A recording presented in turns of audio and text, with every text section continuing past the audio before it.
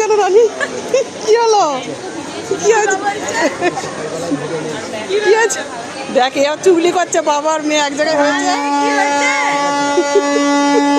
দাদু যাচ্ছে আমাদের সাথে কলকাতা। শিবা বলছে এই যা গরম পড়েছে, দাদু কলকাতা যাবে, ঠিক আছে, আর বাড়ি আসতে মা এসব বলতে নেই, থেকে যেতে হবে। আমি চিন্তা করলাম, আমি মনে করছিলাম টপকে যাবে, ঠিক আছে, যেতে কি সব বলছে দেখি। ওয়েদারটা দিয়েছে, ঠিক আছে। শোনো, আমার দিকে ঘুরা। খাসির মাংস নিয়েছি। আবার খাসির মাংস? পয়সাটা কে দিয়েছে জিজ্ঞেস কর, জিজ্ঞেস কর। ওই তো তোমার পয়সা। না না না না, এখন আলাদা আলাদা পয়সা।